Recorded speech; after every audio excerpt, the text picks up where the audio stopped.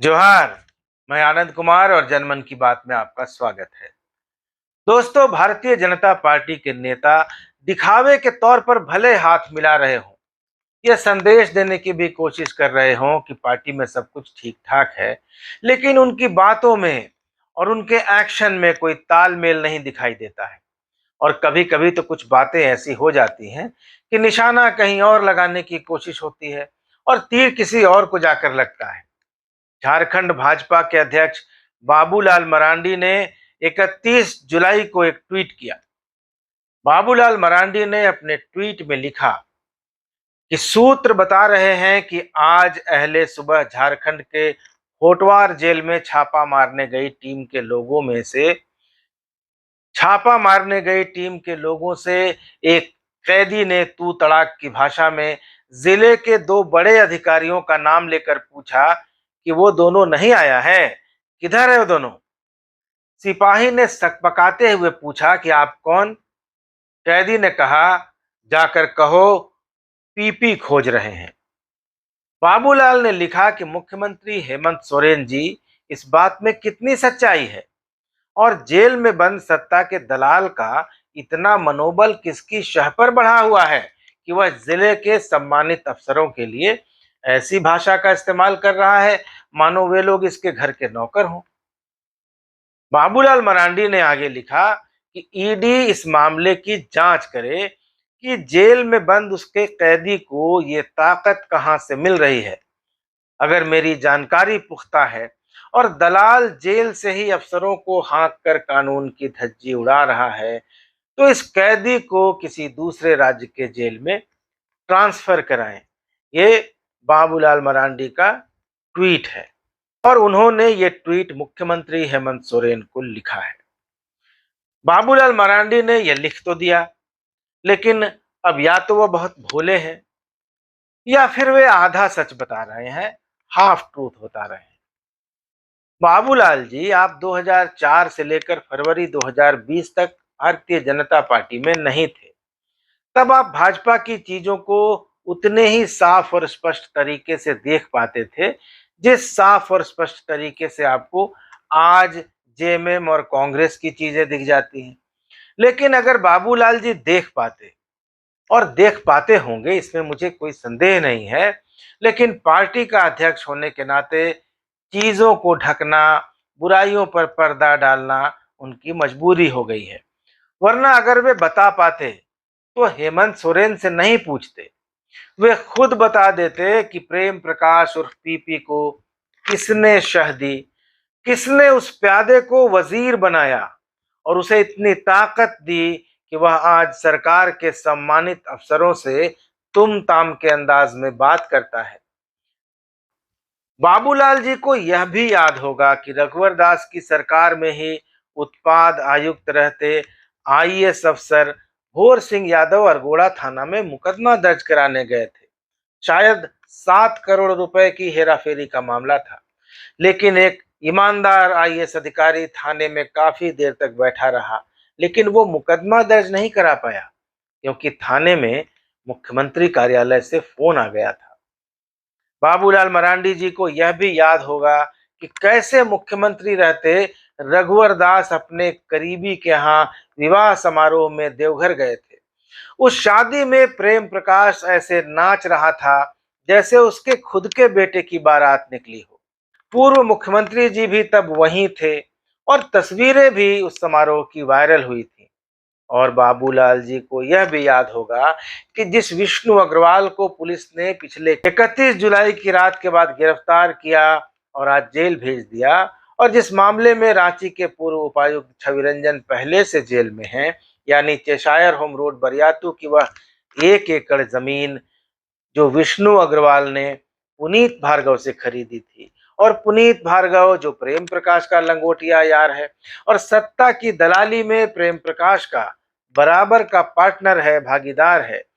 प्रेम प्रकाश और पुनीत भार्गव एक ही आदमी के दो चेहरे हैं और आप उन्हें अलग करके नहीं देख सकते।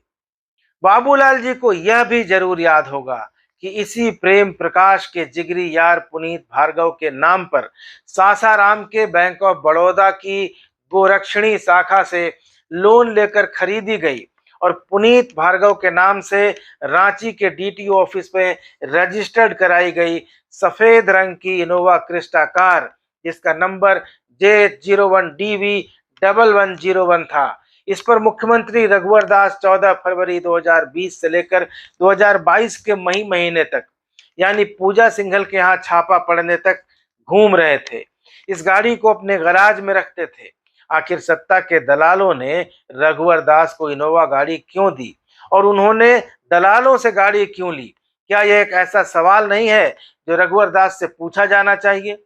और रघुवर दास से कोई सवाल पूछे न पूछे और वे जवाब दे न दें, बाबूलाल जी तो समझदार हैं, मुख्यमंत्री रहे हैं, उन्हें पता होना चाहिए कि जेल में बंद सत्ता के दलाल प्रेम प्रकाश का मनोबल किसकी शह पर बढ़ा था, किसके कहने पर अफसरों के लिए ऐसी भाषा का इस्तेमाल उसकी जुबान पर आया, किसके कहने पर उसने 7 करोड़ से ज्यादा की शराब की दलाली कर डाली थी, उसे यह ताकत कहां से मिली थी, यह सब बाबूलाल जी को पता है। लेकिन चूंकि बाबूलाल मरांडी जी अब झारखंड भाजपा की ड्राइविंग सीट पर हैं, इसलिए सच नहीं बोल सकते और पूरा सच तो कदापि नहीं बोल सकते। बेचारे की मजबूरी यह है कि जिस गाड़ी को वो चलाने बैठे हैं उसके पीछे एक इनविजिबल ड्राइवर, एक अदृश्य ड्राइवर भी बैठा हुआ है। बाबूलाल जी गाड़ी को आगे ले जाना चाहते हैं और वह अदृश्य ड्राइवर गाड़ी को पीछे की ओर ले जाता है।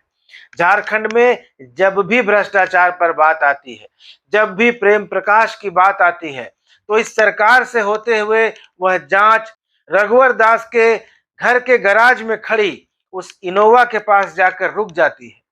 जब ईडी का छापा पड़ा तो गाड़ी रघुवर दास के घर से गायब हो गई, लेकिन ईडी ने फिर भी यह पूछने की जहमत नहीं उठाई, जरूरत नहीं समझी कि जिस पुनीत भार्गव की जमीन को विष्णु अग्रवाल ने खरीदा और जिसे रांची का उपायुक्त रहते छवि रंजन ने म्यूटेशन करने में मदद की, उसी पुनीत भार्गव के नाम से खरीदी गई गाड़ी को झारखंड के पूर्व मुख्यमंत्री रघुवर दास किस हैसियत से इस्तेमाल कर रहे थे, लंबे समय से कर रहे थे, अपने घर में रखते थे। आखिर किस उपकार के बदले उन्हें यह इनोवा क्रिस्टा गाड़ी दी गई थी? कुछ तो राज है ना इसमें। तो बाबूलाल जी को कुछ भी कहने से पहले थोड़ा देख समझ लेना चाहिए। बाबूलाल जी के ऊपर कोई दाग नहीं है, इसका मतलब यह नहीं कि जिस घर में वो रहते हैं वो शीशे का नहीं है। सिर्फ बाबूलाल जी वाला कमरा इसलिए ठीक है क्योंकि मुख्यमंत्री रहते उन पर कोई दाग नहीं लगा और उसके बाद वह किसी पद पर नहीं रहे, इसलिए दाग लगने की कोई गुंजाइश भी नहीं रही। लेकिन जैसे ही आप प्रेम प्रकाश पर बोलिएगा तो बहुत सारी बातें ऐसे निकलकर सामने आएंगी जिनसे पता चलेगा कि प्रेम प्रकाश को पैदा करके पाल पोस कर लकड़बग्घा किसने बनाया। तो बाबूलाल जी बोलिए, पर जरा संभल कर। तो दोस्तों, बाबूलाल जी की बात हो गई। अब जरा आते हैं रघुवर दास की तरफ। पूर्व मुख्यमंत्री जी आजकल फुल रेस हैं और जब से राष्ट्रीय उपाध्यक्ष दोबारा बने हैं तब से तो मिल्खा सिंह से भी ज्यादा रेस चल रहे हैं। आज तो बाकायदा उन्होंने दूसरी बार राष्ट्रीय उपाध्यक्ष बनाए जाने पर जमशेदपुर में अपना सम्मान कराया। वैसे वह चाहते तो रांची में भी अपना सम्मान करा सकते थे क्योंकि वे राष्ट्रीय उपाध्यक्ष हैं। भारत में कहीं भी सम्मान करवा सकते हैं। छत्तीसगढ़ में तो उनका विशेष सम्मान होगा क्योंकि उनका मायका से लेकर समधियाना तक सब कुछ वही है। लेकिन वह जमशेदपुर में अपना सम्मान कराना चाहते हैं। अच्छी बात है, जमशेदपुर से उनका गहरा नाता है। जमशेदपुर के लिए वो बहुत चिंतित भी रहते हैं। लेकिन जब अपना और बनना में से किसी को चुनना होता है तो वह साइलेंटली बनना की तरफ लुढ़क जाते हैं। भाजपा नेता अभय सिंह का मामला जमशेदपुर में सबको पता है दोस्तों, आप भी जानते होंगे। अभय सिंह को जमशेदपुर में रामनवमी के समय हुए मामले के बाद 10 अप्रैल को गिरफ्तार किया गया था। गिरफ्तारी के बाद अभय सिंह से मिलने महानगर भाजपा का कोई नेता नहीं गया। निर्दलीय विधायक सरयू राय को पता चला तो वो थाना गए, अभय सिंह को हाजत से बाहर निकलवाया, ब्रश पेस्ट देकर मुंह धुलवाया, नाश्ता कराया। उसके बाद अभय सिंह को पुलिस ने चालान करके जेल भेज दिया। बीजेपी के तमाम नेता उनसे मिलने जेल में गए, रांची से प्रदेश के नेता भी आए, लेकिन रघुवर दास 18 दिन तक इंतजार करते रहे। 18 दिन बाद वे जाकर अभय सिंह से मिले। उसके बाद अभय सिंह की रिहाई के लिए मोर्चा बना, हिंदूवादी मोर्चा बना, लेकिन रघुवर जी के लोगों ने उस मोर्चा को दो फाड़ कर दिया। और फिर जब 21 जुलाई को रामनवमी मामले में अभय सिंह को बेल मिली, तो उन पर अब अलग अलग मामलों में प्रोडक्शन वारंट लिया जा रहा है और वे जेल से बाहर नहीं आ पा रहे हैं। आरोप है कि एक दो मामले तो उनके जेल जाने के बाद दर्ज कराए गए, लेकिन रघुवर दास की संवेदनाएं अभय सिंह के लिए नहीं है। उन्हें नहीं लगता कि पुलिस और सरकार उन्हीं के शहर के, उन्हीं की पार्टी के एक नेता के साथ ज्यादती कर रही है, जबकि रांची में बैठे उन्हीं की पार्टी के प्रदेश अध्यक्ष बाबूलाल मरांडी को अभय सिंह के साथ हो रही ज्यादती दिखाई दे जाती है। और वे ट्वीट करके लिखते हैं कि यह किस प्रकार की तानाशाही और अतिवाद है कि अभय सिंह को जेल से बाहर न आने देने के लिए पूरी सरकार लगी है। किसी राम भक्त के लिए इतनी निर्दयता। स्पष्ट है जमशेदपुर पुलिस प्रशासन अपने आका के आदेश पर यह जुल्म और अत्याचार कर रहा है। मुख्यमंत्री और स्थानीय मंत्री, याद रखिए कि आप अजात शत्रु नहीं हैं। सत्ता आज है, कल नहीं रहेगी। आपका अहंकार, दंभ और प्रताड़ित करने की सनक हमेशा के लिए मिट्टी में मिल जाएगी। बस समय की प्रतीक्षा कीजिए। तो बाबूलाल के इस ट्वीट से जाहिर है कि वे साफ साफ हेमंत सोरेन और बन्ना गुप्ता को इंगित कर रहे हैं, लेकिन भाजपा के राष्ट्रीय उपाध्यक्ष को इस पर बोलना जरूरी नहीं लगता। लेकिन वे रांची में मार्क्सवादी कम्युनिस्ट पार्टी के नेता सुभाष मुंडा की हत्या पर उनके घर दिलासा देने जरूर जाते हैं। अच्छी बात है, जाना चाहिए। ऐसी किसी भी घटना की निंदा होनी चाहिए, शोक संतप्त परिवार को दिलासा भी देना चाहिए। लेकिन दोस्तों कि जिस लेकिन दोस्तों जिस व्यक्ति में, जिस नेता में अपनी पार्टी के एक सीनियर नेता के लिए संवेदना नहीं है, उस पर हो रहे अत्याचार पर बोलने के लिए उसके पास वक्त नहीं है, उसमें किसी दूसरे के लिए संवेदना की अपेक्षा कैसे की जा सकती है। जाहिर है रघुवर दास दुखी होने का नाटक कर रहे थे। उनकी संवेदना फुटेज के लिए थी, पीड़ित परिवार के लिए नहीं थी, लाश पर राजनीति करने की थी, क्योंकि दुख, पीड़ा, गुस्सा और संवेदना सिलेक्टिव नहीं होती। और अगर कुछ सिलेक्टिव हो रहा है तो वह सिर्फ चर्चा में, खबर में बने रहने के लिए एक्टिंग हो रही है। तो दोस्तों, मैंने दो बातें गिना दी, प्रेम प्रकाश का मामला भी गिना दिया, अभय सिंह की बात भी बता दी। दोनों मामलों में बाबूलाल मरांडी और रघुवर दास का स्टैंड बिल्कुल अलग है। ऐसा क्यों है कि बाबूलाल मरांडी तीर घाट जा रहे हैं तो रघुवर दास मीर घाट जा रहे हैं। रघुवर दास को राज्य भर में हो रही घटनाओं पर हेमंत सोरेन को घेरने की, अटैक करने की बात याद रहती है, लेकिन अपने शहर में हो रही घटनाओं पर, अतिक्रमण पर, अपने शहर की सरकारी स्वास्थ्य व्यवस्था पर, कानून व्यवस्था पर रघुवर दास की जुबान नहीं खुलती है और न ही उनकी जेबी संस्था महानगर भाजपा की खुलती है। ये कैसा रिश्ता है आखिर बन्ना गुप्ता और रघुवर दास का?